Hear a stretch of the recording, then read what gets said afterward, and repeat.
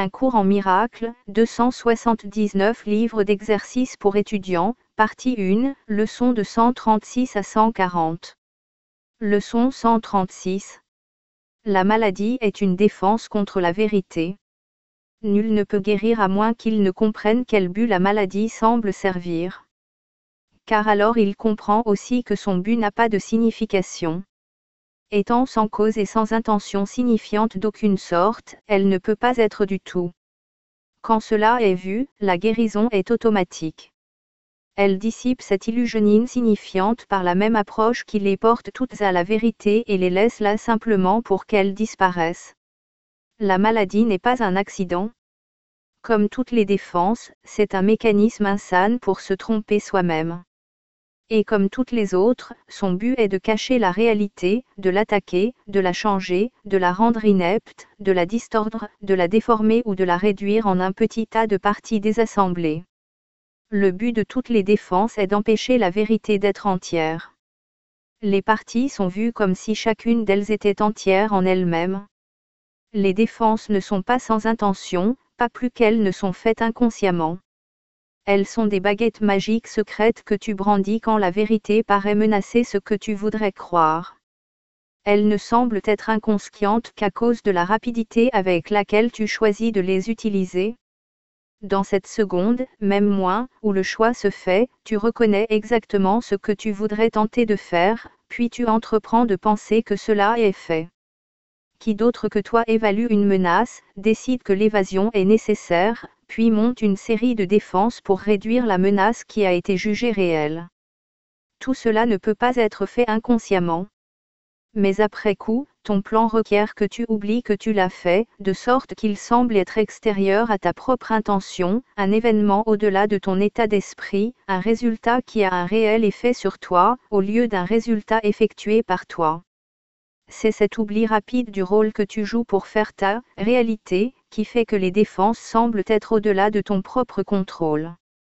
Mais ce que tu as oublié, tu peux te le rappeler, pour peu que tu aies le désir de reconsidérer la décision qui est doublement protégée par l'oubli. Que tu ne te souviennes pas est simplement le signe que cette décision reste encore en vigueur, en ce qui concerne tes désirs. Ne prends pas cela pour un fait. Les défenses doivent rendre les faits méconnaissables. C'est ce qu'elles visent à faire, et c'est ce qu'elles font. Chaque défense prend des fragments du tout, les assemble sans tenir compte de toutes leurs véritables relations, et construit ainsi l'illusion d'un tout qui n'est pas là. C'est ce processus qui impose une menace et non le résultat quel qu'il soit. Quand les parties sont arrachées du tout et vues comme étant séparées et entières en elles-mêmes, elles deviennent des symboles représentant l'attaque contre le tout, à l'effet réussi et qui plus jamais ne seront vues comme entières. Or tu as oublié qu'elles ne représentent que ta propre décision sur ce qui devrait être réel, pour prendre la place de ce qui est réel. La maladie est une décision. Ce n'est pas une chose qui arrive, sans l'avoir cherchée, qui te rend faible et t'apporte la souffrance. C'est un choix que tu fais, un plan que tu formes, quand pour un instant la vérité surgit dans ton propre esprit illusionné et que tout ton monde paraît tituber et s'apprêter à s'effondrer. Maintenant tu es malade, pour que la vérité s'en aille et ne menace plus tes établissements. Comment penses-tu que la maladie peut réussir à te protéger de la vérité ?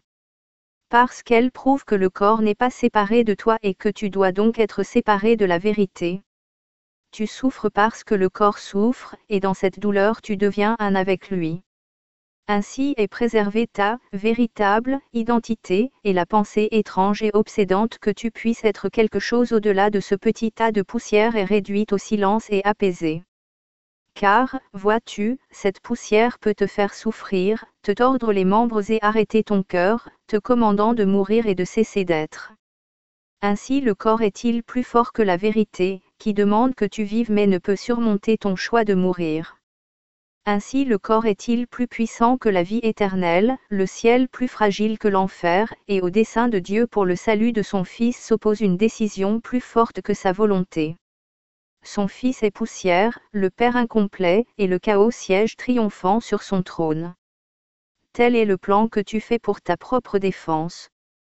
Et tu crois que le ciel recule devant des attaques aussi folles que celles-ci, alors que Dieu est rendu aveugle par tes illusions, que la vérité est tournée en mensonge et que tout l'univers est rendu esclave des lois que tes défenses voudraient lui imposer. Or qui croit aux illusions, sinon celui qui les a inventées? Qui d'autre peut les voir et y réagir comme si elles étaient la vérité? Dieu ne connaît rien de tes plans pour changer sa volonté. L'univers ne tient pas compte des lois par lesquelles tu pensais le gouverner. Et le ciel ne s'est pas incliné devant l'enfer, ni la vie devant la mort. Tu peux seulement choisir de penser que tu meurs ou souffres d'une maladie ou distors de la vérité d'une quelconque façon. Ce qui est créé est à part de tout cela. Les défenses sont des plans pour vaincre ce qui ne peut être attaqué. Ce qui est inaltérable ne peut changer. Et ce qui est entièrement sans péché ne peut pécher. Telle est la simple vérité. Elle ne fait appel ni à la puissance ni au triomphe. Elle ne commande pas l'obéissance ni ne cherche à prouver combien sont pitoyables et futiles tes tentatives pour planifier des défenses qui l'altéreraient. La vérité veut simplement te donner le bonheur, car tel est son but. Peut-être soupire-t-elle un peu lorsque tu jettes ses dons, et pourtant elle connaît, avec une parfaite certitude, que ce que Dieu veut pour toi doit être reçu. C'est ce fait qui démontre que le temps est une illusion. Car le temps te laisse penser que ce que Dieu t'a donné n'est pas la vérité maintenant, comme ce doit l'être. Les pensées de Dieu sont tout à fait à part du temps. Car le temps n'est qu'une autre défense insignifiante que tu as faite contre la vérité. Or ce qu'il veut est là, et tu restes tel qu'il t'a créé.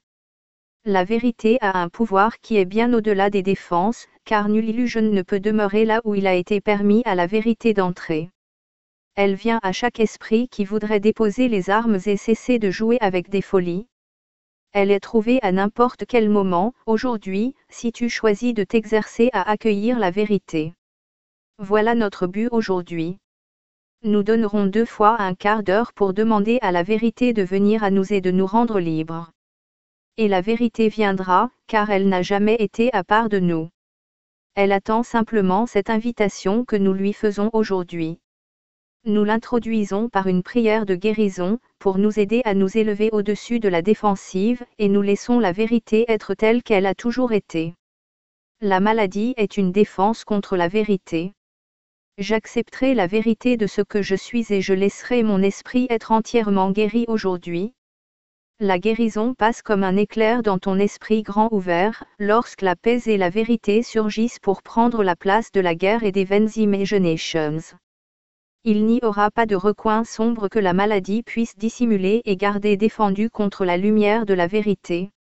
Il ne restera plus dans ton esprit ni les vagues figures de tes rêves ni leurs quêtes obscures et insignifiantes poursuivant leur double but de manière insane. Il sera guéri de tous les souhaits maladifs auxquels il a tenté d'autoriser le corps à obéir. Maintenant le corps est guéri, parce que la source de la maladie a été rendue accessible au soulagement. Et tu reconnaîtras que tu t'es bien exercé à ceci, le corps ne devrait rien ressentir du tout. Si tu as réussi, il n'y aura pas de sensation ni de malaise ni de bien-être, ni de douleur ni de plaisir. Il n'y a pas du tout de réponse dans l'esprit à ce que fait le corps. Son utilité demeure, et rien de plus. Tu ne te rends peut-être pas compte que cela enlève les limites que tu as imposées au corps par les buts que tu lui as donnés. Lorsque ceux-ci sont mis de côté, la force du corps sera toujours suffisante pour remplir tous les buts véritablement utiles. La santé du corps est pleinement garantie, parce qu'il n'est pas limité par le temps, par le climat ou la fatigue, par le manger et le boire, ni par aucune des lois auxquelles tu l'as soumis auparavant. Tu n'as pas besoin de faire quoi que ce soit maintenant pour le rendre sain, car la maladie est devenue impossible. Or cette protection a besoin d'être préservée par une attention vigilante. Si tu laisses ton esprit abriter des pensées d'attaque, céder au jugement ou faire des plans contre des incertitudes à venir, tu t'es encore mal placé et t'es fait une identité corporelle qui attaquera le corps, car l'esprit est malade. Le cas échéant, apporte-lui un remède immédiat en ne permettant pas que ta défensive te blesse plus longtemps. Ne te méprends pas à propos de ce qui doit être guéri, mais dis-toi. J'ai oublié ce que je suis réellement, car j'ai pris mon corps pour moi-même. La maladie est une défense contre la vérité. Mais je ne suis pas un corps. Et mon esprit ne peut pas attaquer. Ainsi je ne peux pas être malade. Leçon 137. Quand je suis guéri, je ne suis pas guéri seul. L'idée d'aujourd'hui reste la pensée centrale sur laquelle repose le salut. Car la guérison est l'opposé de toutes les idées du monde qui s'attardent sur la maladie et les états séparés. La maladie est une retraite à l'écart des autres et une coupure d'avec l'union. Elle devient une porte qui se ferme sur un soi séparé qu'elle garde isolé et seul. La maladie est isolement. Car elle semble garder un soi à part de tous les autres, pour qu'il souffre ce que les autres ne ressentent pas. Elle donne au corps le pouvoir final de rendre la séparation réelle et de maintenir l'esprit dans une prison solitaire, divisée et tenue en morceaux par un mur solide de chair rendue malade, qu'il ne peut franchir. Le monde obéit aux lois que sert la maladie, mais la guérison opère à part d'elle. Il est impossible que quiconque soit guéri seul. Dans la maladie, il doit être à part et séparé. Mais la guérison est sa propre décision d'être un à nouveau et d'accepter son soi avec toutes ses parties intactes et inattaquées. Dans la maladie, son soi paraît être démembré et sans l'unité qui lui donne la vie. Mais la guérison est accomplie lorsqu'il voit que le corps n'a pas le pouvoir d'attaquer l'unité universelle du Fils de Dieu. La maladie voudrait prouver que des mensonges doivent être la vérité. Mais la guérison démontre que la vérité est vraie. La séparation que la maladie voudrait imposer ne s'est jamais réellement produite. Être guéri, c'est simplement accepter ce qui a toujours été la simple vérité, qui restera à jamais exactement comme elle a toujours été. Or à des yeux accoutumés aux illusions, il faut montrer que ce qu'ils regardent est faux. Ainsi la guérison, dont la vérité n'a jamais besoin, doit démontrer que la maladie n'est pas réelle. La guérison pourrait ainsi être appelée un contre-rêve, qui annule le rêve de maladie au nom de la vérité, mais non dans la vérité même. De même que le pardon passe sur tous les péchés qui n'ont jamais été accomplis, la guérison ne fait qu'enlever les illusions qui ne se sont pas produites. De même que le monde réel surgira pour prendre la place de ce qui n'a jamais été, la guérison ne fait qu'offrir réparation pour des états imaginés et des idées fausses sur lesquelles les rêves ont brodé des images de la vérité. Or ne pense pas que la guérison soit indigne de ta fonction ici. Car l'Antéchrist devient plus puissant que le Christ pour ceux qui rêvent que le monde est réel. Le corps semble être plus solide et plus stable que l'esprit. Et l'amour devient un rêve, tandis que la peur reste la seule réalité qui puisse être vue et justifiée et pleinement comprise. De même que le pardon par sa lumière dissipe tout péché, et que le monde réel occupera la place de ce que tu as fait, de même la guérison doit remplacer les fantasmes de maladie que tu tiens devant la simple vérité. Quand il a été vu que la maladie disparaît en dépit de toutes les lois qui soutiennent qu'elle ne peut qu'être réelle, alors les questions ont trouvé réponse. Et les lois ne peuvent plus être chéries ni observées. La guérison est liberté. Car elle démontre que les rêves ne prévaudront pas contre la vérité. La guérison est partagée. Et par cet attribut elle prouve que des lois différentes de celles qui soutiennent que la maladie est inévitable sont plus puissantes que leurs maladies opposées. La guérison est force. Car par sa douce main la faiblesse est vaincue et des esprits qui étaient emmurés au-dedans d'un corps sont libres de se joindre à d'autres esprits, pour être forts à jamais. La guérison, le pardon et l'heureux échange de tout le monde du chagrin contre un monde où la tristesse ne peut entrer, sont les moyens par lesquels le Saint-Esprit t'enjoint de le suivre. Ces douces leçons enseignent avec quelle facilité le salut peut être à toi, et le peu de pratique dont tu as besoin pour laisser ces lois remplacer celles que tu as faites pour te garder prisonnier de la mort. Sa vie devient la tienne quand tu étends la petite aide qu'il demande pour te libérer de tout ce qui t'a jamais causé de la douleur. Tandis que tu te laisses guérir, tu vois tous ceux qui t'entourent, ou ceux qui te traversent l'esprit, ou ceux que tu touches ou ceux qui semblent n'avoir pas de contact avec toi, être guéris avec toi. Tu ne les reconnaîtras peut-être pas tous, et tu ne te rendras peut-être pas compte de la grandeur de ton offrande au monde entier, quand tu laisses la guérison venir à toi. Mais tu n'es jamais guéri seul. Et légion sur légion recevront le don que tu reçois quand tu es guéri. ceux qui sont guéris deviennent les instruments de la guérison. Et il ne s'écoule pas de temps entre l'instant où ils sont guéris et toute la grâce de guérison qu'il leur est donné de donner. Ce qui est opposé à Dieu n'existe pas, et qui ne l'accepte pas dans son esprit devient un havre où ceux qui sont las peuvent rester pour se reposer. Car là est accordée la vérité, et là toutes les illusions sont portées à la vérité. Ne voudrais-tu pas offrir un abri à la volonté de Dieu? Tu ne fais qu'inviter ton soi à être chez lui. Cette invitation peut-elle être refusée? Demande à l'inévitable de se produire, et tu n'échoueras jamais. L'autre choix n'est que de demander à ce qui ne peut pas être d'être, et cela ne peut réussir. Aujourd'hui nous demandons que seule la vérité occupe nos esprits, que des pensées de guérison aillent en ce jour de ce qui est guéri vers ce qui reste à guérir, tout en ayant conscience que les deux se produiront en ne faisant qu'un. Nous nous souviendrons, chaque fois que l'heure sonnera, que notre fonction est de laisser nos esprits être guéris, afin que nous apportions la guérison au monde, échangeant la malédiction contre la bénédiction, la douleur contre la joie et la séparation contre la paix de Dieu. 1 minute par heure ne vaut-elle pas d'être donnée pour recevoir un tel don? Un court moment n'est-il pas une bien petite dépense à offrir pour le dos de tout? Or nous devons être préparés pour un tel don. Ainsi nous commencerons la journée par ceci, et nous donnerons 10 minutes à ces pensées par lesquelles nous conclurons également la journée ce soir. Quand je suis guéri, je ne suis pas guéri seul. Et je voudrais partager ma guérison avec le monde, afin que la maladie soit bannie de l'esprit du seul Fils de Dieu, qui est mon seul soi. Laisse faire la guérison par toi aujourd'hui même. Et tandis que tu reposes dans la quiétude, sois prêt à donner comme tu reçois, à ne garder que ce que tu donnes, et à recevoir la parole de Dieu pour qu'elle prenne la place de toutes les sottes pensées qui ont jamais été imaginées. Maintenant nous nous rassemblons pour rendre saint tout ce qui était malade et offrir une bénédiction là où il y avait attaque. Et nous ne nous laisserons pas non plus oublier cette fonction au passage de chaque heure de la journée, nous souvenant de notre but avec la pensée suivante. Quand je suis guéri, je ne suis pas guéri seul. Et je voudrais bénir mes frères, car je serai guéri avec eux, comme ils sont guéris avec moi. Leçon 138. Le ciel est la décision que je dois prendre. En ce monde le ciel est un choix, parce qu'ici nous croyons qu'il y a des alternatives entre lesquelles choisir.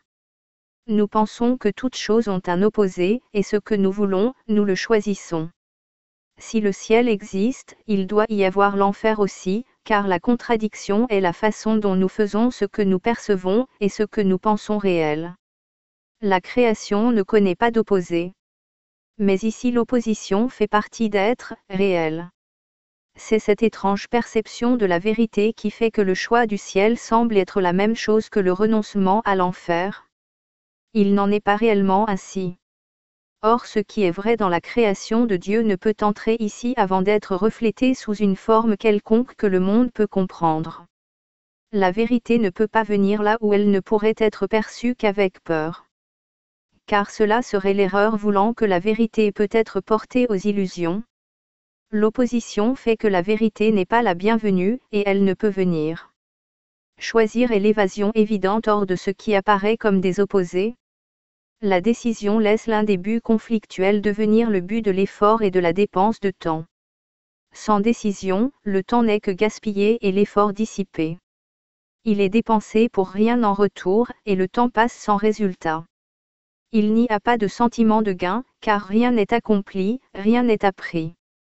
Il est besoin de te rappeler que tu penses faire face à un millier de choix, quand il n'y en a réellement qu'un à faire. Et même celui-là ne fait que sembler être un choix. Ne te laisse pas embrouiller par tous les doutes que des myriades de décisions induiraient. Tu n'en prends qu'une. Et quand celle-là est prise, tu percevras que ce n'était pas un choix du tout. Car la vérité est vraie, et rien d'autre n'est vrai. Il n'y a pas d'opposé à choisir à la place. Il n'y a pas de contradiction à la vérité. Choisir dépend d'apprendre. Et la vérité ne peut pas être apprise, mais seulement reconnue. En sa reconnaissance réside son acceptation, et comme elle est acceptée, elle est connue. Mais la connaissance est au-delà des buts que nous cherchons à enseigner dans le cadre de ce cours. Nos buts sont des buts d'enseignement, qui sont atteints en apprenant comment y parvenir, ce qu'ils sont et ce qu'ils t'offrent. Les décisions sont le résultat de ton apprentissage, car elles reposent sur ce que tu as accepté pour vérité de ce que tu es et de ce que doivent être tes besoins.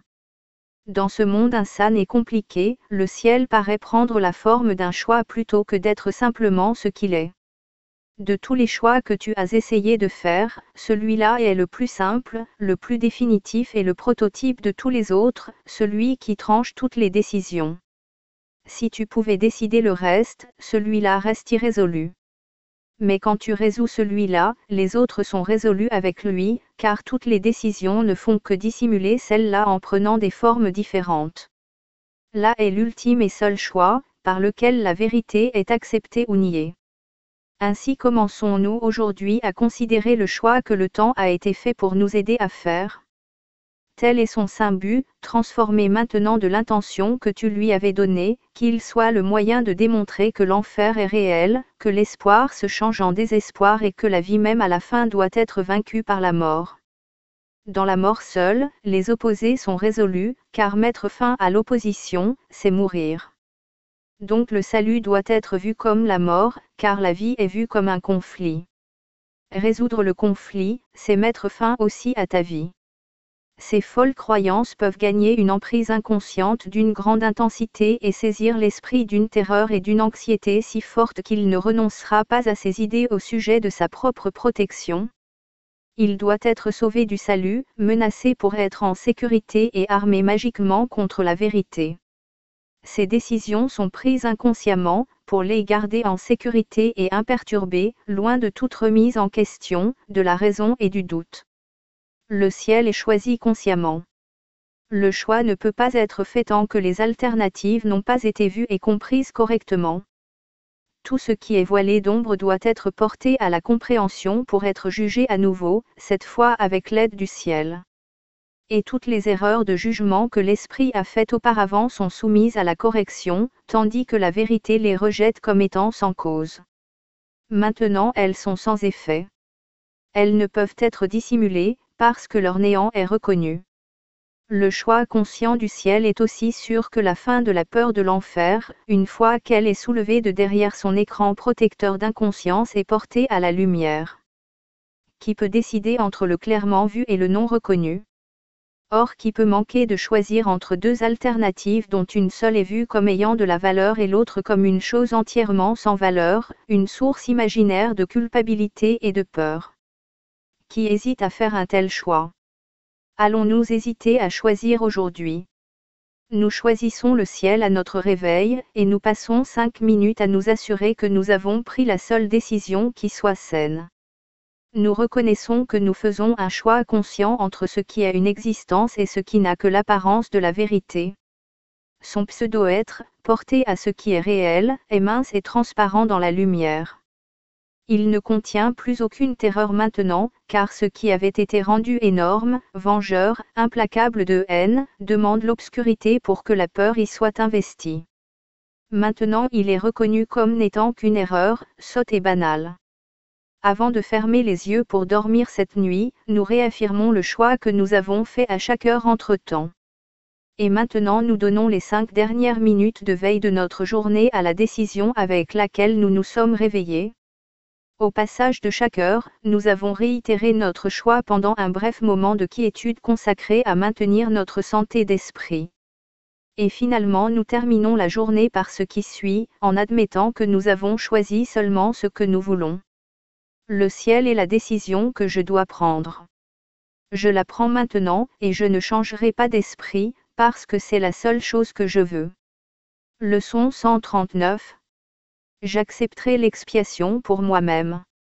Ici est la fin du choix. Car ici nous arrivons à la décision de nous accepter tel que Dieu nous a créés. Et qu'est-ce que le choix, sauf l'incertitude de ce que nous sommes? Il n'est pas de doute qui n'ait là ses racines. Il n'est pas de question qui ne reflète celle-ci. Il n'est pas de conflit qui n'entraîne l'unique, simple question, que suis-je? Or qui pourrait poser cette question, sauf celui qui a refusé de se reconnaître lui-même? Seul le refus de t'accepter toi-même peut faire que la question semble sincère. La seule chose qui puisse être connue avec certitude par toute chose vivante est ce qu'elle est. De ce seul point de certitude, elle regarde les autres choses aussi certaines qu'elle-même. L'incertitude à propos de ce que tu dois être est une tromperie de soi à une échelle si vaste qu'il n'est guère possible d'en concevoir l'immensité. Être vivant et ne pas te connaître toi-même, c'est croire que tu es réellement mort. Car qu'est-ce que la vie, sauf d'être toi-même, et quoi d'autre que toi peut être vivant à ta place? Qui est celui qui doute? De quoi doute-t-il? Qui interroge-t-il? Qui peut lui répondre? Il énonce simplement qu'il n'est pas lui-même, et par conséquent, étant quelque chose d'autre, il devient quelqu'un qui demande ce qu'est ce quelque chose. Or il ne pourrait jamais être en vie à moins de connaître la réponse. S'il demande comme s'il ne la connaissait pas, cela montre simplement qu'il ne veut pas être la chose qu'il est. Il l'a acceptée parce qu'il vit, l'a jugée et rejetée, a nié sa valeur et a décidé qu'il ne connaît pas la seule certitude grâce à laquelle il vit. Ainsi il devient incertain de sa vie, car ce qu'elle est a été nié par lui. C'est pour ce déni que tu as besoin de l'expiation. Ton déni n'a rien changé dans ce que tu es. Mais tu as divisé ton esprit entre ce qui connaît et ce qui ne connaît pas la vérité. Tu es toi-même. Il n'y a pas de doute là-dessus. Et pourtant tu en doutes. Mais tu ne demandes pas quelle partie de toi peut réellement douter de toi-même. Ce ne peut pas réellement être une partie de toi qui pose cette question. Car elle la pose à qui connaît la réponse. Si c'était une partie de toi, alors la certitude serait impossible. L'expiation remédie à l'étrange idée qu'il est possible de douter de toi-même et d'être incertain de ce que tu es réellement. Voilà qui est le comble de la folie. Or c'est la question universelle du monde. Qu'est-ce que cela signifie, sauf que le monde est fou? Pourquoi partager sa folie dans la triste croyance que ce qui est universel ici est vrai? Rien de ce que croit le monde n'est vrai. C'est un lieu dont le but est d'être une demeure où ceux qui proclament ne pas se connaître peuvent venir demander ce que c'est qu'ils sont. Et ils reviendront jusqu'à ce que l'expiation soit acceptée et qu'ils apprennent qu'il est impossible de douter de soi-même et de ne pas être conscient de ce qu'on est. Seule l'acceptation peut être demandée, car ce que tu es est certain. Cela est fixé à jamais dans l'Esprit Saint de Dieu, ainsi que dans le tien. Cela est si loin au-delà de tout doute et de toute question que demander ce que ce doit être est toute la preuve dont tu aies besoin pour te montrer que tu crois à la contradiction selon laquelle tu ne connais pas ce que tu ne peux manquer de connaître. Est-ce là une question ou un énoncé qui contient sa propre négation? Ne permettons pas à nos esprits saints de s'occuper à des songeries aussi insensées. Nous avons une mission ici. Nous ne sommes pas venus pour renforcer la folie en laquelle nous avons cru autrefois. N'oublions pas le but que nous avons accepté. C'est plus que notre seul bonheur que nous sommes venus gagner. Ce que nous acceptons pour ce que nous sommes proclame ce que chacun doit être, avec nous. Ne déçois pas tes frères, ou c'est toi-même que tu déçois. Regarde-les avec amour, afin qu'ils connaissent qu'ils font partie de toi, et toi d'eux. C'est cela qu'enseigne l'expiation en démontrant que l'unité du Fils de Dieu est inattaquée par sa croyance qu'il ne connaît pas ce qu'il est. Aujourd'hui accepte l'expiation, non pour changer la réalité mais simplement pour accepter la vérité à ton sujet, et continuer ton chemin en te réjouissant dans l'amour infini de Dieu. C'est tout ce qu'il nous est demandé de faire. C'est tout ce que nous allons faire aujourd'hui. Nous passerons 5 minutes le matin et 5 minutes le soir à consacrer notre esprit à ce qui nous est assigné aujourd'hui. Nous commençons par cette révision de ce qu'est notre mission. J'accepterai l'expiation pour moi-même. Car je reste tel que Dieu m'a créé. Nous n'avons pas perdu la connaissance que Dieu nous a donnée quand il nous a créés pareil à lui. Nous pouvons nous en souvenir pour chacun, car tous les esprits ne font qu'un dans la création. Et dans notre mémoire est le souvenir de combien nos frères nous sont chers en vérité, combien chaque esprit fait partie de nous, combien ils nous ont réellement été fidèles et combien l'amour de notre Père les contient tout. En reconnaissance de toute la création, au nom de son Créateur et de son unité avec tous les aspects de la création, nous répétons à chaque heure aujourd'hui notre dévouement à notre cause, mettant de côté toutes les pensées qui nous distrairaient de notre saint but. Pendant plusieurs minutes, laisse ton esprit être dégagé de toutes les sottes toiles d'araignée que le monde voudrait tisser autour du Saint Fils de Dieu. Et apprends la nature fragile des chaînes qui semblent garder à part de ta conscience la connaissance de toi-même, en disant « J'accepterai l'expiation pour moi-même. Car je reste tel que Dieu m'a créé. » Leçon 140. Du salut seulement il peut être dit qu'il guérit. Guérison est un mot qui ne peut s'appliquer à aucun des remèdes que le monde accepte comme bénéfiques. Ce que le monde perçoit comme thérapeutique est seulement ce qui fera que le corps ira mieux. Quand il essaie de guérir l'esprit, il ne voit pas de séparation d'avec le corps, ou il pense que l'esprit existe. Ces formes de guérison doivent donc substituer l'illusion à l'illusion. Une croyance en la maladie prend une autre forme, ainsi le patient se perçoit maintenant lui-même comme allant bien. Il n'est pas guéri. Il a simplement rêvé qu'il était malade, et dans le rêve il a trouvé une formule magique pour faire qu'il aille bien. Or il ne s'est pas éveillé du rêve, donc son esprit reste exactement comme il était auparavant. Il n'a pas vu la lumière qui l'éveillerait et mettrait fin au rêve. Quelle différence le contenu d'un rêve fait-il dans la réalité? Où l'on dort ou l'on est éveillé? Il n'y a rien entre les deux. Les rêves heureux qu'apporte le Saint-Esprit sont différents des rêves du monde, où l'on peut seulement rêver d'être éveillé. Les rêves que le pardon laisse l'esprit percevoir n'induisent pas une autre forme de sommeil, de sorte que le rêveur rêve un autre rêve. Ces rêves heureux sont les héros de l'émergence de la vérité dans l'esprit. Ils conduisent du sommeil à un doux réveil, de sorte que les rêves ont disparu. Et ainsi ils guérissent pour toute l'éternité. L'expiation guérit avec certitude et guérit toute maladie. Car l'esprit qui comprend que la maladie ne peut être qu'un rêve n'est pas trompé par les formes que peut prendre le rêve. La maladie ne peut venir là où la culpabilité est absente, car elle n'est qu'une autre forme de culpabilité. L'expiation ne guérit pas les malades, car cela n'est pas guérir. Elle ôte la culpabilité qui rend la maladie possible. Et cela est certes guérir. Car la maladie maintenant a disparu, sans qu'il ne reste rien vers quoi elle puisse revenir. La paix soit avec toi qui as été guéri en Dieu et non en de vains rêves. Car la guérison doit venir de la sainteté, et la sainteté ne peut être trouvée là où le péché est chéri. Dieu réside en de saints temples. Où le péché est entré, il est fort clos. Or il n'est pas d'endroit où il ne soit. Par conséquent, le péché ne peut avoir de demeure ou se cacher de sa bienfaisance. Il n'y a pas d'endroit où la sainteté n'est pas, et le péché et la maladie ne peuvent demeurer nulle part. Voilà la pensée qui guérit. Elle ne fait pas de distinction parmi les irréalités. Elle ne cherche pas non plus à guérir ce qui n'est pas malade, oublieuse de là où est le besoin de guérison. Ce n'est pas de la magie. C'est simplement un appel à la vérité, qui ne peut manquer de guérir et de guérir pour toujours. Ce n'est pas une pensée qui juge une illusion à sa taille, à son apparente gravité ni à quoi que ce soit qui ait rapport à la forme qu'elle prend. Elle se concentre simplement sur ce qu'elle est, et elle connaît qu'aucune illusion ne peut être réelle. N'essayons pas aujourd'hui de chercher à guérir ce qui ne peut souffrir d'une maladie. La guérison doit être cherchée uniquement là où elle est, pour être appliquée ensuite à ce qui est malade, afin que cela puisse être guéri. Il n'est pas de remède que le monde procure qui puisse effectuer un changement en quoi que ce soit. L'esprit qui porte les illusions à la vérité est réellement changé. Il n'est pas d'autre changement que celui-là.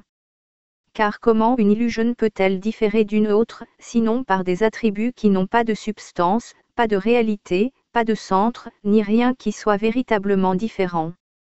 Aujourd'hui nous cherchons à changer d'esprit sur la source de la maladie, car nous cherchons un remède pour toutes les illusions et non un autre passage de l'une à l'autre. Nous essaierons aujourd'hui de trouver la source de la guérison, qui est dans nos esprits parce que notre Père l'a placée là pour nous. Elle n'est pas plus loin de nous que nous-mêmes. Elle est aussi proche de nous que nos propres pensées, si près qu'il est impossible de la perdre. Nous avons seulement besoin de la chercher, et elle doit être trouvée. Aujourd'hui nous ne nous laisserons pas égarer par ce qui nous paraît malade. Aujourd'hui nous allons au-delà des apparences jusqu'à la source de la guérison, dont rien n'est exempt. Nous réussirons dans la mesure où nous nous rendons compte qu'il ne peut jamais y avoir de distinction signifiante entre ce qui est faux et ce qui est également faux. Ici il n'y a pas de degré, et pas de croyance que ce qui n'existe pas est plus vrai sous certaines formes que sous d'autres. Toutes sont fausses et peuvent être guéries parce qu'elles ne sont pas vraies. Ainsi mettons-nous de côté nos amulettes, nos charmes et nos médicaments, nos chants et nos tours de magie sous quelque forme qu'ils prennent. Nous serons calmes et nous écouterons la voix de la guérison, qui guérira tous les maux ne faisant qu'un et rendra la santé d'esprit au Fils de Dieu. Nulle autre voix ne peut guérir. Aujourd'hui nous entendons une seule voix qui nous parle de la vérité, où prennent fin toutes les illusions et où la paix retourne à l'éternelle et quiète demeure de Dieu. Nous nous éveillons en l'entendant et nous le laissons nous parler 5 minutes au début de la journée, et nous terminerons la journée en l'écoutant à nouveau 5 minutes avant d'aller dormir. Notre seule préparation est de laisser nos pensées interférentes être mises de côté, non pas séparément mais toutes ne faisant qu'un. Elles sont les mêmes. Nous n'avons pas besoin de les rendre différentes et de retarder ainsi le moment où nous pourrons entendre notre Père nous parler. Nous l'entendons maintenant. Nous venons à lui aujourd'hui. Sans rien dans les mains à quoi nous nous accrochons, le cœur élevé et l'esprit à l'écoute, nous prions. Du salut seulement il peut être dit qu'il guérit. Parle-nous, Père, afin que nous soyons guéris. Et nous sentons le salut nous couvrir de sa douce protection et d'une paix si profonde qu'aucune illusion ne peut troubler notre esprit ni nous offrir la preuve qu'elle est réelle. Voilà ce que nous apprendrons aujourd'hui. Nous ferons notre prière de guérison à chaque heure, et nous prendrons 1 minute chaque fois que l'heure sonnera pour entendre la réponse à notre prière nous être donnée, tandis que nous attendons dans le silence et la joie. Voici le jour où la guérison vient à nous. Voici le jour où la séparation prend fin, et nous nous souvenons de qui nous sommes réellement.